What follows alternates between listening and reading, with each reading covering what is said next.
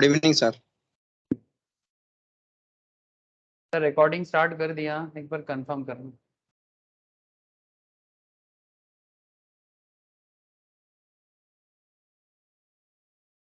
हो गया ना स्टार्ट? हो गया सर। क्या हो गया? पता नहीं सर, अपने आप रिमूव हो जाता है। वहाँ पे दिखाते कि समम रिमूव, आपने जैसे आपने किया और रिमूव। नहीं नहीं, ऐसा नहीं है, मैं तो सबको अटेंड ही बना दिया। कभी कभी नेटवर्क इशू करता है लगता है, और क्या रीजन होगा। तो जियो फाइबर यूज करो, नेटवर्क इशू कम रहेगा। अच्छा ठीक है, चलो स्टार्ट करते हैं। तो बेसिकली जीएसटी क्लास है, और जीएसटी में हम लोग बात कर रहे हैं sir charge charge under GST, है ना। चार्ज में लास्ट वीक मैंने आपको इसके बारे में बताया था, रिवर्स चार्ज के बारे में बताया था, याद है? लास्ट 2 क्लास में आपको मैं रिवर्स चार्ज मैकेनिज्म के बारे में बात किया। Reverse charge mechanism, now what is reverse charge mechanism? तो रिवर्स चार्ज मैकेनिज्म पता है ना। नॉर्मली क्या होता है जीएसटी में, सप्लायर को जीएसटी पे करना पड़ता है। मतलब इट्स वेरी सिंपल। मानो कि ये बॉटल मेरे पास है, मैं इसका सेलर हूँ मानो, ठीक है। सप्लायर, सेलर मतलब यहाँ पर आप क्या सोचोगे, सप्लायर, ठीक है।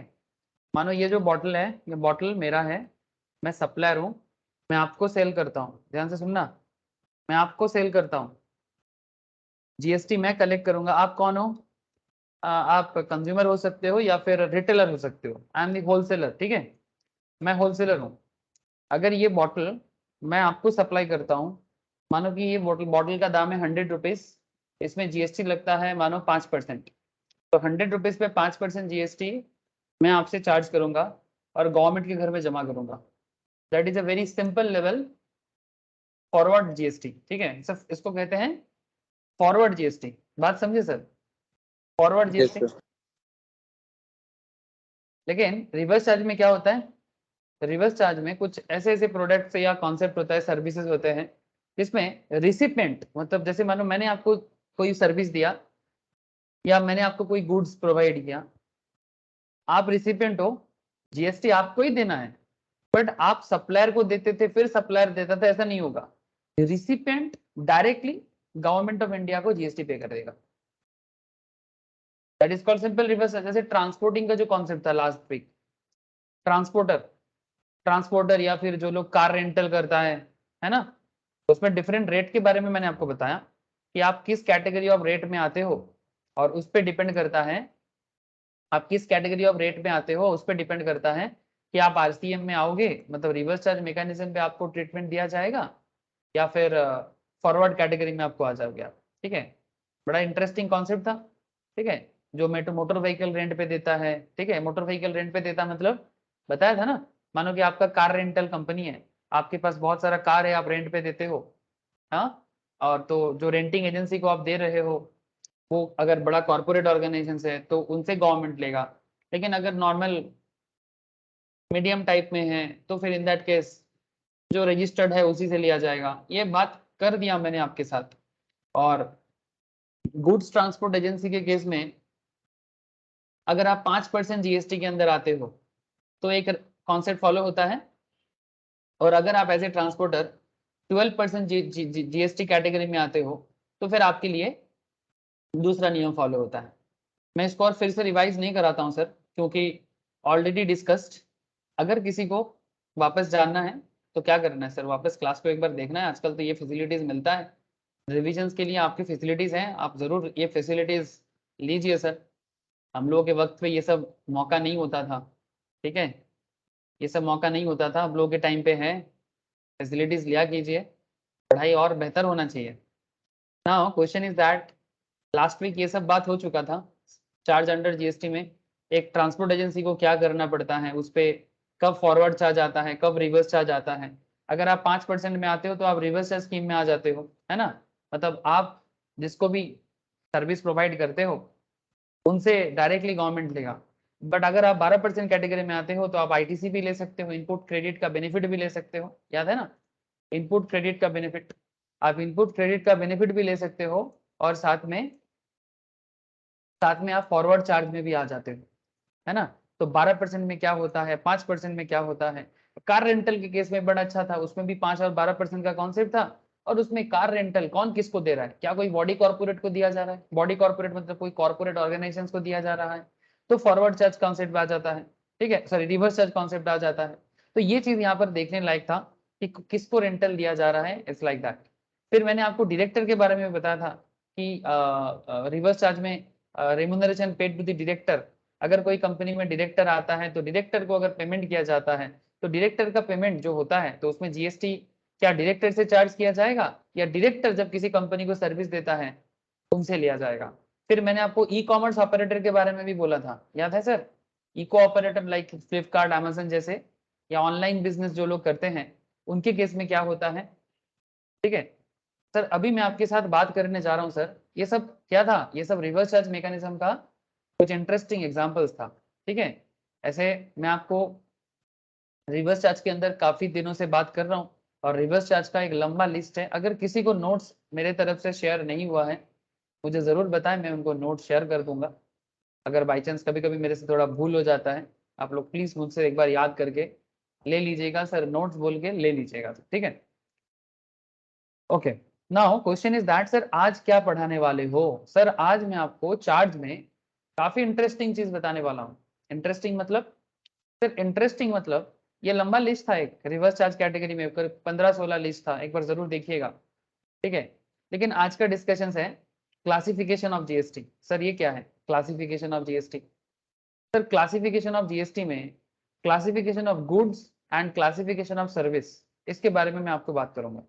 मतलब जीएसटी एक्ट किस तरह से गुड्स को और सर्विस को क्लासिफाई करता है ये मुझे आपको बताना है। सर ये क्या बात कर रहे हो, क्लासिफाई मतलब, यस, बहुत ही इंटरेस्टिंग कॉन्सेप्ट है सर। आप लोग जीएसटी बिल में भी देखते हो, आप लोग जीएसटी बिल के अंदर भी देखते हो कि आइडेंटिफिकेशन नंबर होता है, गुड्स आइडेंटिफाई करने का कोड होता है, जिस कोड के थ्रू से हम लोग गुड्स को आइडेंटिफाई कर सकते हैं। आप लोगों को मैं ओरिजिनल बिल दिखाऊंगा ना, अभी अभी मैं आपको ओरिजिनल बिल दिखाऊंगा गुड्स क्या सर्विस का, आपको वहां पर दिखाई देगा सर किस तरह से गुड्स को क्लासिफाई किया गया है और किस तरह से सर्विस को क्लासिफाई किया गया है। गुड्स को क्लासिफाई करने का जो कॉन्सेप्ट है उसको HSN कहा जाता है, हार्मोनाइज्ड सिस्टम नोमेनक्लेचर। एंड जो सर्विस क्लासिफाई किया जाता है सर उसको SAC कहा जाता है। SAC मतलब scheme of classification of service. मैं दोनों कॉन्सेप्ट आपको डिटेल्स में बताने वाला हूँ, तो थोड़ा सा वेट कर जाओ। HSN क्या है और SAC क्या है, स्पेशल नोट्स भी हैं, मैं आपको शेयर भी करता हूँ, ठीक है। कोड में क्या समझ में आता है ये भी बताने वाला हूँ आपको, ठीक है। Even HSN code and GST rate finder होता है, मतलब कोड के बेसिस में आप जीएसटी रेट भी फाइंड कर सकते हो। इसका भी सॉफ्टवेयर में आप बस कोड दीजिएगा, गुड्स लिखने से नहीं बताता। आप अगर गुड्स का कोड लिस्ट आप पता कर लेते हो ना तो आपको जीएसटी रेट फाइंड करने में बड़ा सुविधा होता है। जीएसटी कैलकुलेटर में कौन से गुड्स में क्या रेट है, ठीक है, उसका कैलकुलेट करना बड़ा आसान होता है। World wide international business organisations में, मतलब इंटरनेशनल लेवल में भी ये बहुत ही हेल्पफुल एक कॉन्सेप्ट है, स्पेशली एक्सपोर्ट इंपोर्ट करने में बड़ा हेल्प होता है। तो ये एक आज का डिस्कशन का मेन पॉइंट है सर। एंड फिर मैं आपके साथ थोड़ा रेट के बारे में बात करूंगा। इस रेट के बारे में मुझे बताना कुछ ऐसे है नहीं, ठीक है। जीएसटी रेट्स के बारे में एक स्पेशल चैप्टर आता है, बट फिर भी आपको एक आइडिया होना चाहिए कि क्या रेट मोटा मोटी चलता है, ठीक है। हमारे कंट्री में, इंडिया में जीएसटी रेट्स का क्या कॉन्सेप्ट चल रहा है गुड्स के केस में और क्या कॉन्सेप्ट चल रहा है सर्विस के केस में, और किस एक्ट में रेट के बारे में मेनली कहा गया है, ठीक है। उसके बाद मैं आपको कुछ रियल एस्टेट सेक्टर्स में जीएसटी के बारे में बताऊंगा, ये बहुत इंपॉर्टेंट एक कॉन्सेप्ट है, ठीक है। And the most important part is that, मैं कोशिश करूंगा, most very very important part sir, composition levy. Sir ये क्या है कॉम्पोजिशन लेवी। सर ये उस बिजनेस के लिए है, छोटा मोटा बिजनेस जिन्हें गवर्नमेंट जीएसटी देने के लिए बोलता है, ठीक है, बट उनका एक अलग रेट होता है, रेगुलर रिटर्न फाइल करने का जरूरत नहीं पड़ता, ठीक है। Composition levy, these are for basically, हाँ बोलो सर। ছমাসে এইভাবে পেমেন্ট, हाँ बोल। এটা স্যার এই বছরে একবারও দিতে পারে, দুবারও দিতে পারে, ওইভাবে पेमेंट है ना, हाँ 3 हाँ মাস। हाँ एग्जैक्टली, ठीक है, साल में एक बार भी दे सकता है, क्वार्टरली भी दे सकता है। স্যার রেস্টুরেন্টের ক্ষেত্রে হয় মনে হয় এগুলো। रेट एक लमसम अमाउंट पे रेट दिया जाता है, ठीक है। হ্যাঁ স্যার, এগুলো রেস্টুরেন্টের ক্ষেত্রে বেশি ইউজ হয় না স্যার, রেস্টুরেন্ট নরমালি কাপড় ফাপড় এইসব ব্যবসায়। Basically small business, small business ক্ষেত্রে basically small and medium type of business पे लगता है, ठीक है। Composition levy very very hot concept sir, very very hot क्यों? बिकॉज मैं बताऊंगा, ठीक है।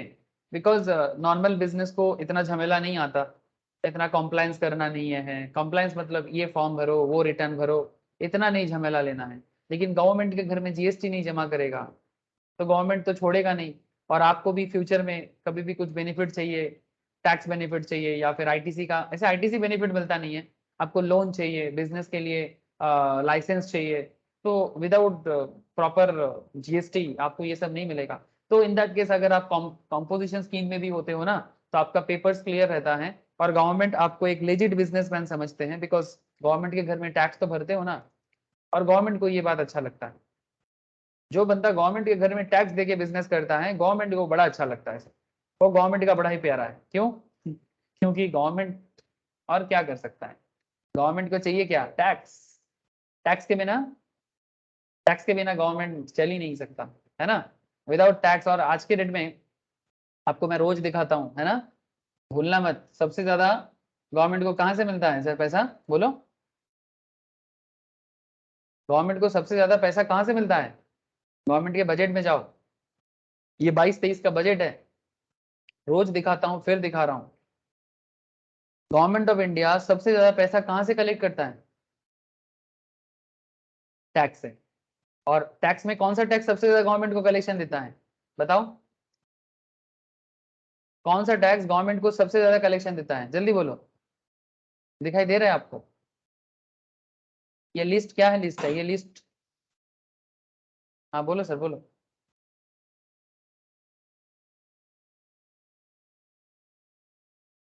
बोलो, ये 22-23 का बजट है। रूपी comes from, government of India के घर में कहाँ से पैसा आता है, इसका एक पाई चार्ट है। देखो तो कौन सा टैक्स से सबसे ज्यादा टैक्स मिलता है, गवर्नमेंट को रेवेन्यू मिलता है? बताओ ना। ये सब 16% है, 16%, 15%, 7%, 5%। आप लोगों को दिखाई दे रहा है? यस और नो? हेलो सर, बोलो सर, आप लोगों को दिखाई दे रहा है? कनेक्टेड हो आप लोग मेरे साथ? Yes sir. सर सबसे ज्यादा 16% टैक्स मिलता है जीएसटी से, समझ रहे हो। और गवर्नमेंट का मतलब, इसको हम लोग अगर अकाउंटिंग एक कॉन्सेप्ट में बोले तो इसको कैश काउ बोल सकते हो। कॉर्पोरेट टैक्स से मिलता है 15%, इनकम टैक्स से मिलता है 15%। मतलब अगर गवर्नमेंट 100 रुपीज इनकम करता है, out of 100, 15 rupees from corporate tax, 15 rupees from income tax and 16 rupees from GST, and still increasing. Still increasing क्यों? क्योंकि जीएसटी से गवर्नमेंट हमेशा अपना कोशिश लगा कर रखता है, ठीक है।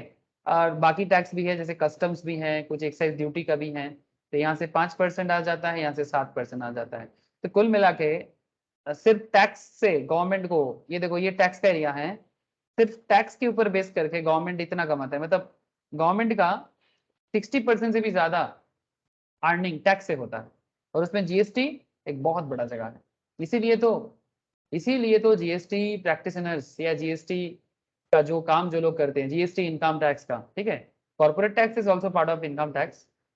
जीएसटी प्रैक्टिशनर्स या इनकम टैक्स प्रैक्टिशनर्स का इतना मार्केट डिमांड क्यों है? बिकॉज गवर्नमेंट का प्यारा है ना।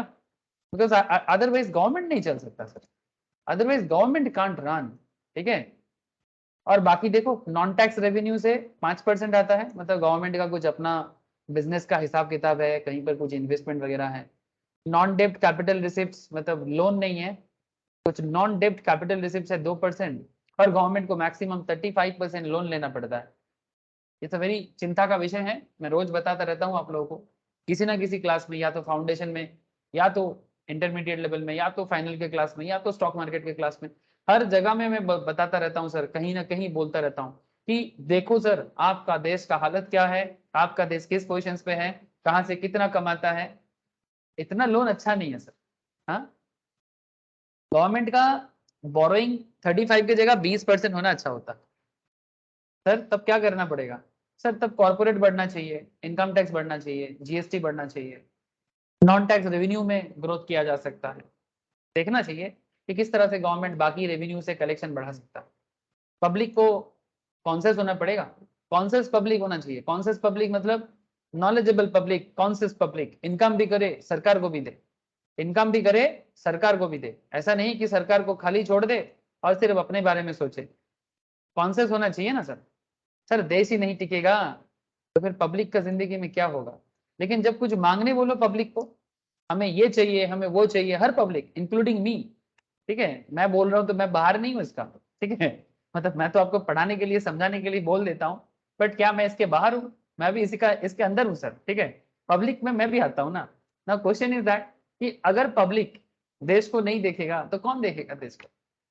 हाँ, मोदी दीदी या फिर जो भी प्राइम मिनिस्टर, चीफ मिनिस्टर, ये तो बस हमारा मैनेजर है, मैनेजर है, मैनेजर। इनको हम मैनेजमेंट करने के लिए दिया है और कुछ नहीं। ये एमबीए है, मास्टर्स इन बिजनेस मैनेजमेंट जैसे होते हैं, वैसे ही ये है sir masters in country management, और कुछ नहीं करता। They just try to manage. अब मैनेजर खराब निकला तो बस बिजनेस गया। और क्या करता है? ये लोग मैनेज ही करता है। ठीक है सर, कोई बात नहीं, जीएसटी पढ़ के आप लोगों के दिमाग में कुछ जाए तो आप लोग भी जाएंगे मैनेज करने कंट्री को। ठीक है सर, चलो। तो ये सब कॉम्पोजिशन स्कीम के बारे में बात करना स्टार्ट करेंगे, बट उससे पहले जहां मैंने स्टार्ट किया था आपको बताने के लिए वहां चलते हैं। जैसे कि मैं आपको क्या बताया sir, sir classification of goods, ठीक है, मतलब बेसिकली क्लासिफिकेशन अंडर जीएसटी क्या है सर, थोड़ा ध्यान से देखिए। In order to determine the rate applicable on a particular supply of goods or service, one needs to first determine the classification of such goods or service. Classification of such goods and service. Classification of goods and service assumes significance since there are different rates prescribed for supply of different goods and service. Her goods का अलग अलग roots, अलग अलग rates, अलग अलग rate prescribe किया गया है। जैसे रिसेंटली भी कुछ जीएसटी रेट में बदलाव आया ना सर, है ना। रिसेंटली बहुत सारा गुड्स में जीएसटी पहले नहीं था, ठीक है, अब जीएसटी आ गया उसमें, है ना। जीएसटी रेट्स, न्यू जो जीएसटी रेट्स आया रिसेंटली, कुछ दिन पहले ही आया सर, है ना। ऐसे हम सीबीआईसी के साइड में भी जा सकते थे, बट मैं यहाँ पर मुझे इजीली मिल जाएगा। आप चाहो तो गवर्नमेंट के साइड में भी जाके चेक कर सकते हो। ये देखे सर, यहीं से लिया गया सर, यहीं से लिया गया। दिखाई दे रहे हैं आप लोगों को? Central board of indirect taxes and customs. अरे दिख रहा है कि नहीं दिख रहा है? Yes sir. ये देखिए, ये सब रिसेंट है सर। ये देखो, अभी मैं जो आपको समझाने जा रहा हूँ कि किस तरह से शेड्यूल होता है, सीरियल नंबर होता है, सब हेडिंग होते हैं, टैरिफ आइटम होते हैं, डिस्क्रिप्शन ऑफ गुड्स होते हैं, ठीक है। और फिर देखो सीजीएसटी, एसजीएसटी रेट होता है और आईजीएसटी रेट होता है। जब आईजीएसटी लगता है सर, तब उसमें डायरेक्टली लगता है ना, पूरा अमाउंट।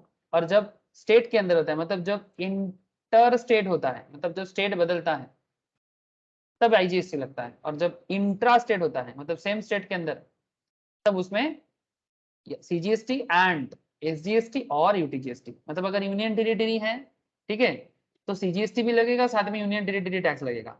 और अगर स्टेट है तो स्टेट जीएसटी लगेगा, ठीक है। तो दोनों मिला के 2.5% 2.5% ऐसा होता है। और अगर आईजीएसटी चार्ज हो रहा है तो सेंट्रल गवर्नमेंट के खाते में पहले चला जाएगा, फिर सेंट्रल गवर्नमेंट इसको रिम्बर्स करेगा। सेंट्रल गवर्नमेंट या आईजीएसटी कलेक्ट करेगा, फिर बाद में स्टेट को रिम्बर्स करेगा उसका हिस्सा। ये कैसे होता है, मैं जब आप लोगों को रिटर्न फाइलिंग वगैरह कराऊंगा ना सर, तो उसमें जीएसटी एडजस्ट कैसे होता है, किसको कितना रिम्बर्स होता है, कैसे, मतलब एक्चुअली ये सब ऑनलाइन में होता है बेसिकली। इसका लेजर होता है सर, ठीक है, तो वो लेजर बुक में जस्ट डायरेक्टली ट्रांसफर हो जाता है, ठीक है। आजकल बड़ा सिंपल हो गया, पहले ना मतलब डिजिटल कॉन्सेप्ट इतना डेवलप नहीं था, तब थोड़ा दिक्कत होता था, बट आजकल ये सब थोड़ा बहुत अच्छे से होता है। कैसे क्या एडजस्टमेंट करता है, आईजीएसटी कैसे एडजस्टमेंट करता है, सीजीएसटी एसजीएसटी कैसे एडजस्टमेंट करता है, कौन कब किसको रिम्बर्स करता है, ये सब आगे का विषय है, फर्दर चैप्टर में बताऊंगा आपको। बट फिलहाल आप ये देखो सर कि डिस्क्रिप्शन ऑफ गुड्स, ठीक है, all goods pre packaged and labelled, ठीक है। अगर मैं इसको थोड़ा आपको सिंप्लीफाई करके दिखाऊं, किसी एक क्लियर टेक्स्ट के ब्लॉग से देख लेते हैं, ठीक है। मतलब आप चाहो तो वहीं से उठाओ, वो एकदम ओरिजिनल है सर, ठीक है, एकदम ओरिजिनल जगह से मैं आपको दिखा रहा था। ये देखो सर, रिसेंटली कहाँ कहाँ पे फ्री है टैक्स रेट, 0% मिल्क में, काजल में, एग्स में, एजुकेशन सर्विस में। ये पढ़ाने चीज नहीं है, ये बस देखने का चीज। रेट क्या चल रहा है, जैसे शुगर में 5%, पैकेज पनीर में 5%, टी में 5%, कोल में 5%, एडिबल ऑयल में 5%, रेसिन में 5%, डोमेस्टिक एलपीजी में 5%, रोस्टेड कॉफी बीन्स में 5%। ये सब कुछ चीजें में पहले नहीं होता था, ठीक है, अब ये आ गया सर। ये देखो फुल भरी झाड़ू में आया सर, झाड़ू में 0% अभी नहीं है, सॉल्ट में 0%, ठीक है। ऐसा डिफरेंट काइंड ऑफ गुड्स का डिफरेंट रेट है। 18% देखो, soap, ice cream, pasta, toiletries, cornflakes, computers, soaps, sorry soups, printers, small cars 28% plus extra, car पे प्लस एक्स्ट्रा 1% और 3% सेस, ठीक है। हाई एंड मोटरसाइकिल 28% प्लस 15%, मतलब जो फॉरेन से मंगवाया जाता है ना, luxury motorcycle sir. Consumer durable such as AC, fridge 28%, ठीक है। 20 luxury and sin items like BMWs, cigarettes, aerated drinks, soda, ठीक है। 28% प्लस 15%, मतलब मैक्सिमम कितना जा रहा है सर, ऑलमोस्ट 43% हो जा रहा है ना, मतलब जितना होगा उसके ऊपर और 15% लगेगा। समझ में आ रहा है सर? ये करेंटली चल रहा है सर, ये रेट का एक मैं आपको जस्ट आइडिया दिया कि किस में मोटा मोटी किस लेवल में करेंटली चल रहा है। 5 का है, 18 का है, 28 का है, ठीक है। अब डिटेल जीएसटी का एक पूरा लिस्ट में आप लोगों को शेयर करूंगा बाद में। 12% का भी एरिया है।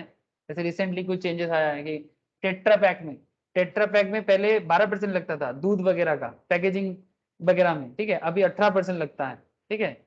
जैसे कट एंड पॉलिश डायमंड में पहले 0.25 लगता था, अभी 1.5% लगता है। टार में पहले 5 या 18 लगता था, अभी सिर्फ 18 लगता है, ठीक है। मतलब ये सब न्यू चेंजेस है, अभी इसमें ज्यादा दिमाग नहीं लगाना है सर, ठीक है। मैं बस आपको इतना बताना चाहता हूँ कि ये जिस तरह से इसको क्लासिफाई किया गया है, आप अगर सीबीएसई के साइट में भी देखोगे ना,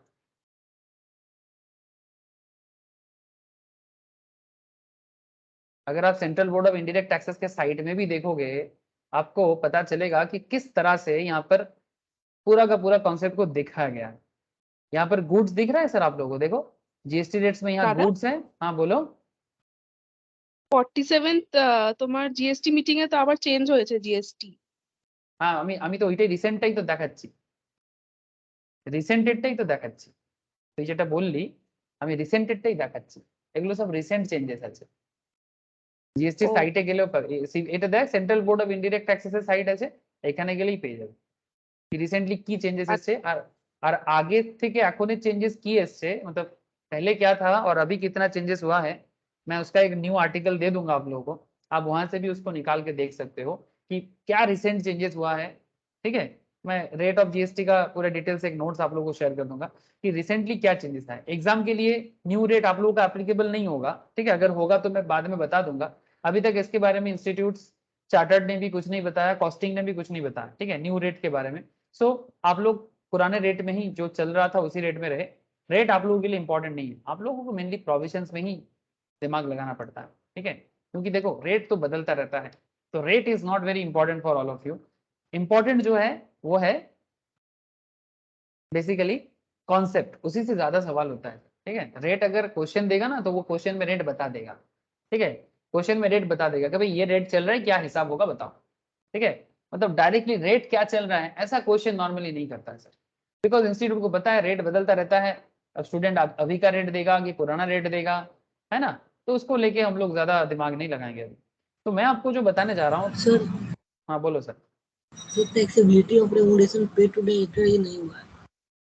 समझा नहीं, और एक बार बोल।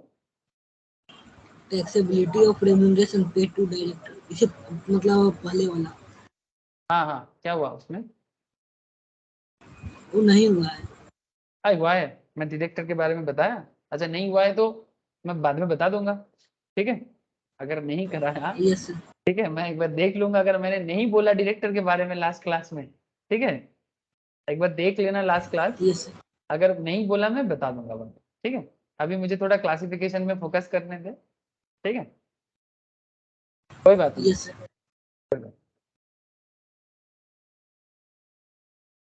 तो क्लासिफिकेशन कैसे होगा? अरे भाई हम भाग के कहाँ जाएंगे? आप लोग अगर मैं नहीं बोलूंगा तो फिर आप लोग कैसे पता करोगे कि कौन सा चीज क्या है नहीं है? In order to determine the rate applicable on a particular supply of goods or service, one needs to first determine the classification of such goods and service. सबसे पहले तो classification समझो. अब classification of goods and service assume significance since there are different rate prescribed for supply of different goods and service. अब ये चीज को समझने के लिए आपको थोड़ा सा क्लासिफिकेशन ऑफ गुड्स कैसे होता है वो समझना होगा, ठीक है? जैसे देखो मैं आपको अभी सीबीआईसी के साइड में लेके जाके वहां पर सेक्शंस, चैप्टर, ठीक है, ये जो है इस तरह से, अरे बाबा क्या schedule, serial number, chapter, heading, sub heading, item दिख रहा है ना सर? ठीक है, ये जो देखो, ठीक है, ये देखो यहाँ पर कुछ कोड भी दिख रहा है ना, 0202, 0203, 0204, 0205, ठीक है। अब ये कोड को यूज कैसे करना है, इस कोड के पीछे का मतलब क्या है, ठीक है, ये बताना है। तो किसी भी गुड्स या सर्विस का जो चैप्टर कॉन्सेप्ट रहता है उसमें पहले सेक्शंस होता है, फिर उसमें एक चैप्टर आता है, ठीक है, फिर उसमें हेडिंग आता है, फिर उसमें सब हेडिंग आता है, फिर उसमें टैरिफ आइटम आता है। टैरिफ मतलब टैक्स आइटम, ठीक है, मतलब जिसमें टैक्स लगता है।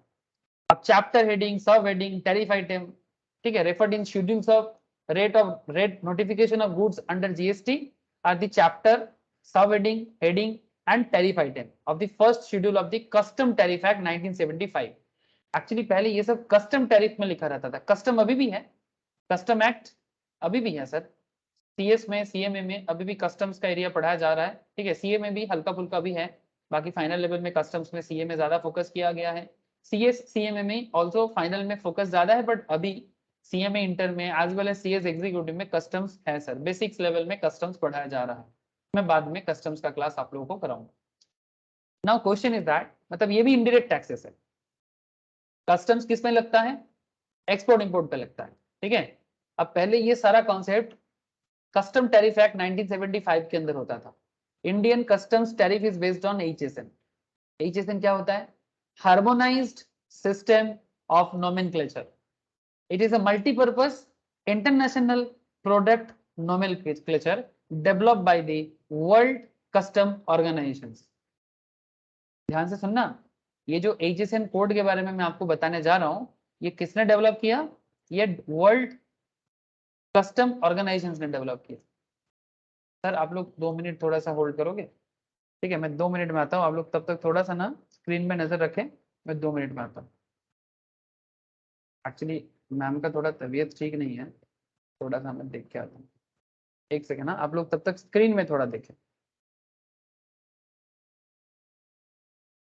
पढ़ते रहिए, मैं आता हूँ।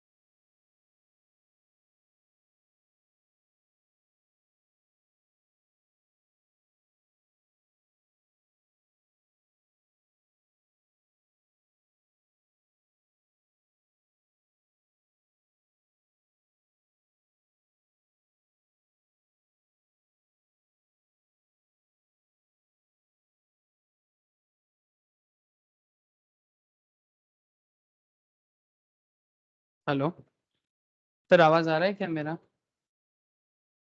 Yes, sir. ओके सर, ठीक है। ठीक है सर, चलो थोड़ा जल्दी पढ़ के छोड़ देंगे।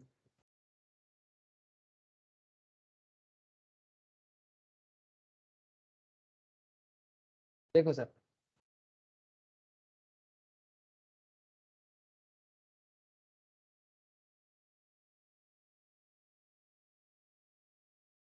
Sir what is HSN code, इसका डिटेल्स थोड़ा सा जान लो sir. Sir HSN code stands for harmonised system of nomenclature, ठीक है। This system has been introduced for the systematic classification of goods all over the world. HSN code में 6 digit uniform code होता है sir.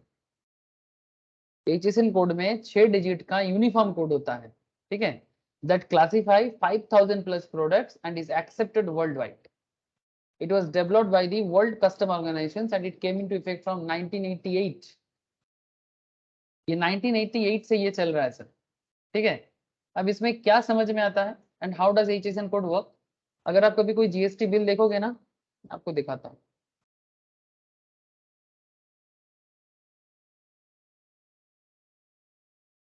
अगर आप कोई GST bill format भी देखोगे, आपको उसके अंदर भी ना, ये देखो sir, second,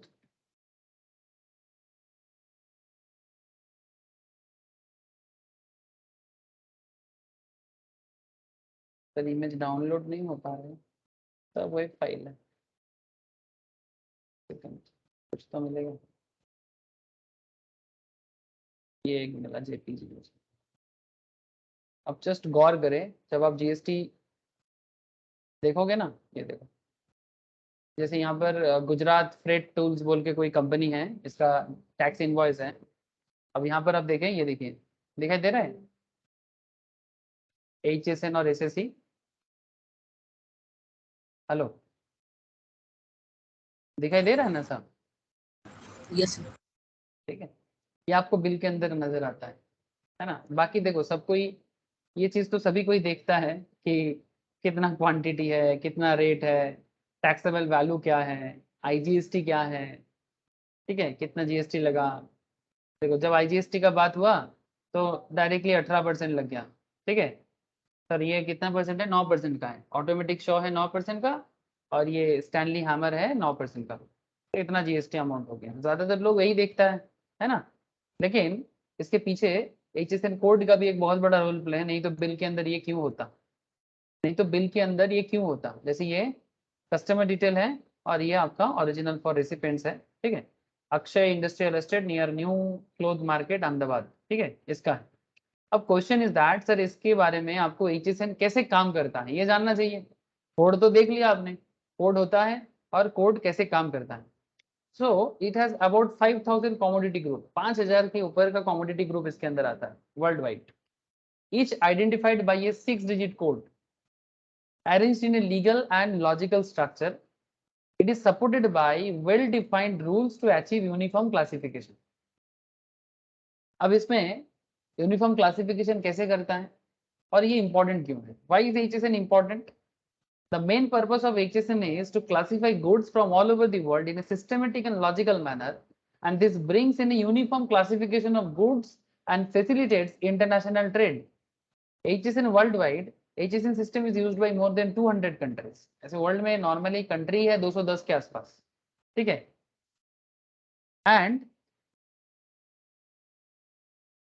and economies for reason, जैसे कि uniform classification, base for their custom tariff, collection of international trade statistics.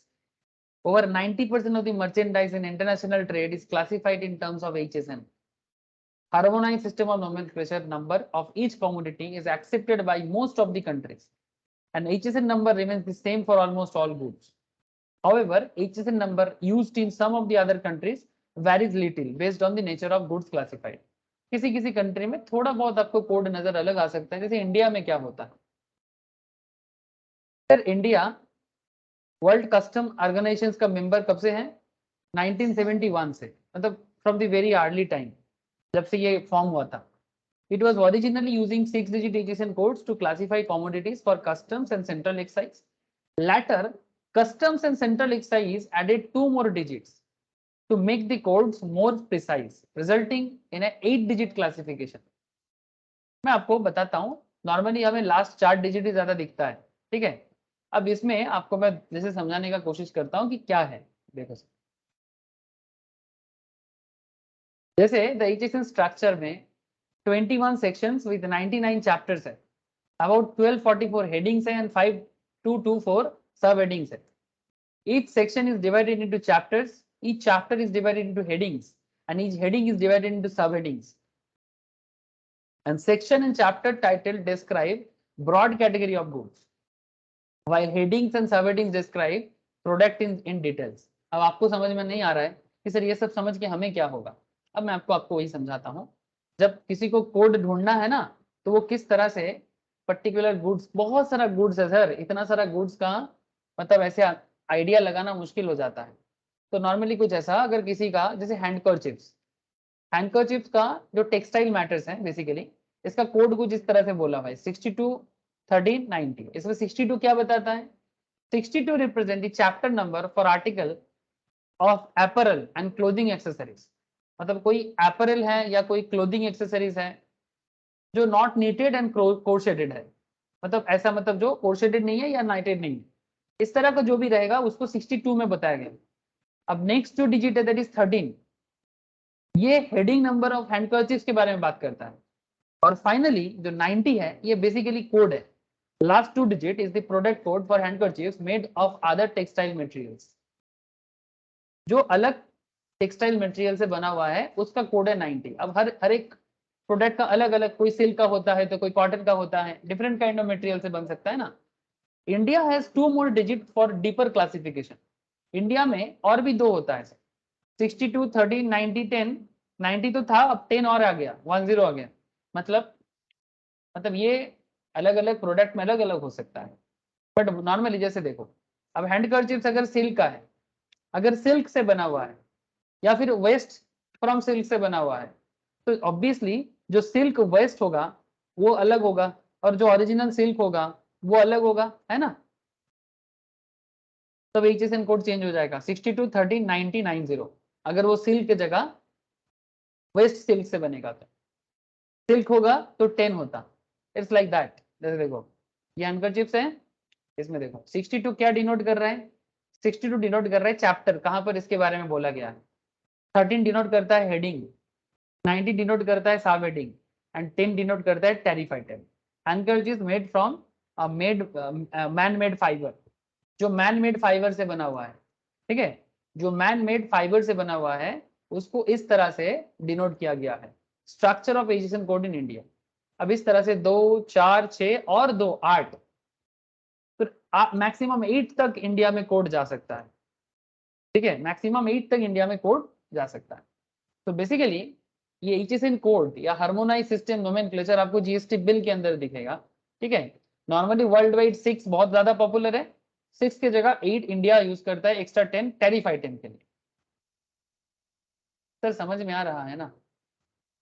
Hello, हाँ सर। ठीक है। सिमिलरली जैसे मैंने आपको गुड्स के बारे में बताया, सिमिलरली आप सर्विस अकाउंटिंग कोड भी मिलेगा आपको। सर्विस अकाउंटिंग कोड क्या है? जो बेसिकली सर्विस रिलेटेड मैटर को कोडिंग करता है, ठीक है, कि कौन सा सर्विस है, क्या सर्विस है, इसको इस मैटर को बताता है, ठीक है। Like goods, services are also classified uniformly for recognitions, measurement and taxation. Codes for services are called service accounting code. For example, legal documentation and certification of service concerning patents, copyright, जो ये सब service provide करते हैं, या फिर other intellectual property rights, उसका code ऐसा है 998213।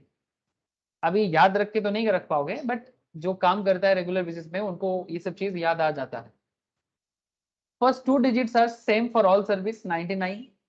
Next 2 digit 82 represent the major nature of service, जैसे कि 82 रिप्रेजेंट कर रहा है लीगल सर्विस को। अगर लीगल सर्विस है तो उसको 82 से डिनोट किया जा रहा है। And last 2 digit that is 13 represent detail nature of service, जैसे कि legal documentation for patent etcetera. Patent copyright सुने हो ना सर? पेटेंट कॉपीराइट क्या होता है? जैसे कोई पर्टिकुलर प्रोडक्ट को आप अपने नाम पे बनाना चाहते हो, ठीक है, पेटेंट करना चाहते हो, मेरा पेटेंट है, ठीक है। कॉपीराइट, इस किताब में मेरा कॉपीराइट है, तो पेटेंट सर्विस को 13 कोड से डिनोट किया गया है।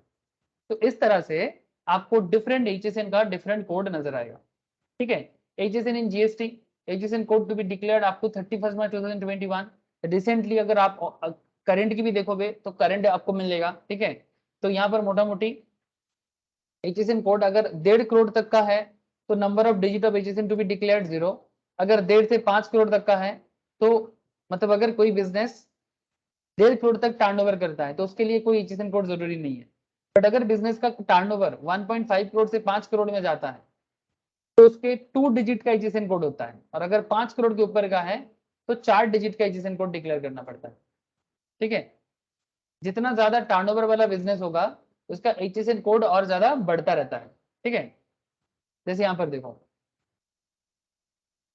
Declaration of HSN code for goods and service, क्या हर एक बिजनेस पे HSN कोड डिक्लेयर करना जरूरी है? सर 1 अप्रैल 2021 में ये डिक्लेरेशन दिया गया था GST नोटिफिकेशन नंबर में 15 अक्टूबर 2020 के नोटिफिकेशन के हिसाब से। अगर आप टू 5 करोड़ तक का बिजनेस है, business to business tax invoice में बिजनेस टू बिजनेस में 4 डिजिट जरूरी है। अगर बिजनेस टू कस्टमर है टैक्स इनवॉइस में 4 डिजिट जरूरी है, बट ऑप्शनल है, मैंडेटरी नहीं है। बट अगर मोर देन 5 करोड़ का टर्नओवर है, तो उसमें 6 डिजिट HSN कोड डिक्लेयर करना मैंडेटरी है। ऑल इनवॉइस, चाहे वो B2C हो B2B हो। B2B मतलब बिजनेस टू बिजनेस, जैसे यहाँ पर हम लोग एक बिल लेके काम कर रहे थे, ये देखो ये B2B है ना, ये B2B है सर, मुझे तो यही लग रहा है। गुजरात से ये चांदनी चौक में जा रहा है, ये B2B लग रहा है मुझे, ठीक है। नाउ क्वेश्चन इज दैट जब B2B हो तो उसमें 4 डिजिट मैंडेटरी है, ठीक है। लेकिन B2C में भी 4 डिजिट दे सकते हैं, but that is not mandatory, that is optional. But अगर B2C मतलब अगर 5 करोड़ से ज्यादा टर्नओवर वाला बिजनेस है, अगर 5 करोड़ से भी ज्यादा टर्नओवर वाला बिजनेस है तो ऐसे केसेस में हर इनवॉइस में HSN कोड दिखाना पड़ेगा, और उस टाइम पे 6 डिजिट का जो कोड आएगा वो देना पड़ेगा, ठीक है। HSN कोड कहाँ से मिलेगा, किस तरह से सर्च कर सकते हैं, मैं उसके बारे में आपको बाद में बताता हूँ, ठीक है। ऐसे आप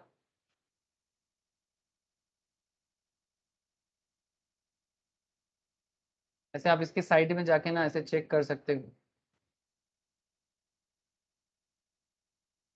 ये जैसे यहाँ पर आप देख रहे हो ना, ये सब टैरिफ आइटम वगैरह ये सब का दिया हुआ है।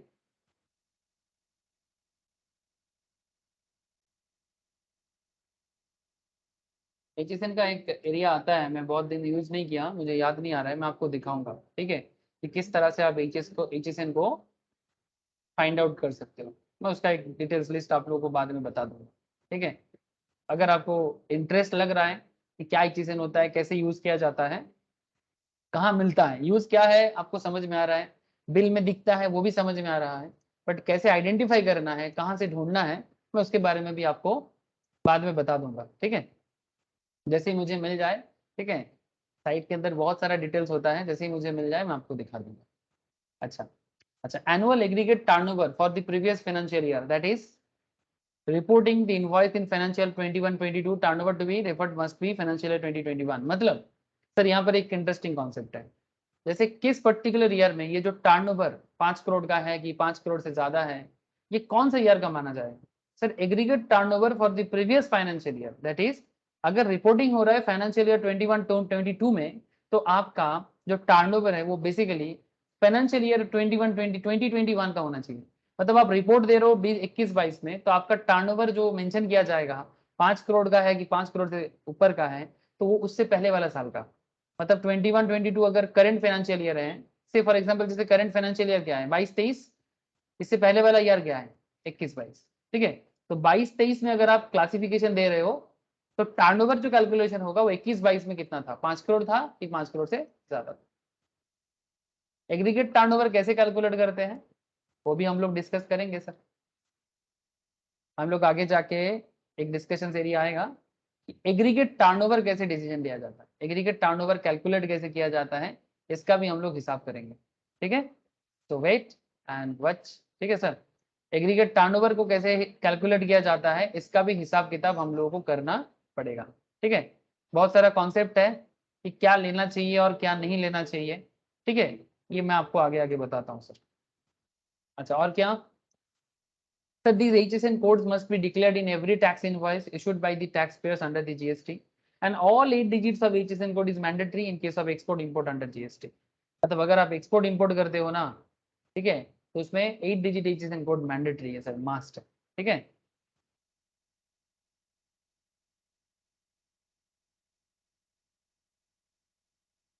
Why is HSN important under GST?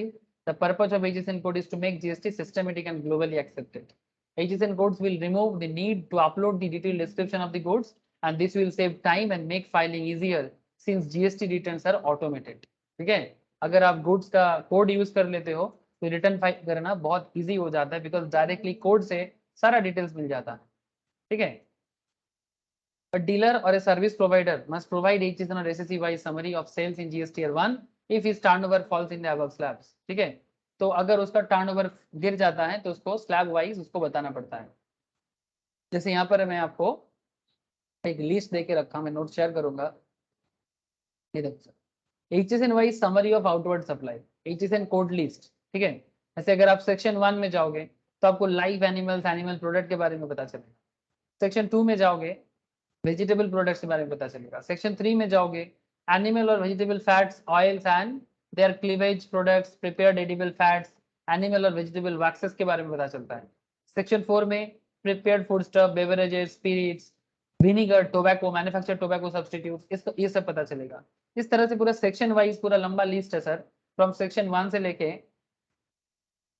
आपको करीब सेक्शन 21 तक पूरा लिस्ट मिलेगा, इसमें कौन से सेक्शंस में किस तरह का प्रोडक्ट के बारे में HSN के बारे में बोला गया है, इसका डिटेल्स आपको पता चलेगा, ठीक है। ये देखो इसमें एक लिंक है ऐसे HSN कैलकुलेटर का, ये बेसिकली क्लियर टैक्स से लिया गया था ये लिंक। HSN कैसे फाइंड आउट किया जाता है उसके बारे में एक डिटेल्स डिस्कशन है, ठीक है। मैं आपको इसको SBC के सॉरी SBC बोल रहा हूँ, मतलब आपका इनडायरेक्ट टैक्स के साइड में जाके मैं आपको इसके बारे में दिखा दूंगा, ठीक है। ऐसे ये कैलकुलेट किया जा सकता है। अच्छा HSN के अंदर ना एक और एक कॉन्सेप्ट आता है sir, UQC। Sir what is UQC? Sir UQC stands for unique quantity code. It's simple terms, it is a unit of measurement such as 1 kg और of wheat और 1 liter of oil, ठीक है। Unique code का एक concept आता है, ठीक है। And what is UQC in GST? As per the CGST rule, any tax invoice or credit note or debit note must have UQC or quantity unit, ठीक है, or quantity unit। For example, 100 meters of fabric, 100 meters of fabric, ठीक है। तो 100 meters of fabric के बारे में UQC information दिया जाता है, मतलब इस जैसे कि 1 लीटर तेल या 100 लीटर तेल केजी में है कि लीटर में है, तो उसके लिए एक यूनिक क्वांटिटी कोड भी होता है, तो वो कोड भी मेंशन करना पड़ता है बिल के अंदर। ओके सर, समझ में आ रहा है ना? हेलो सर, आप लोग को HSN का आइडिया लगा? HSN या SSC का, ये क्या होता है HSN और क्या होता है SSC, इतना बताइएगा सर। Hello yes sir.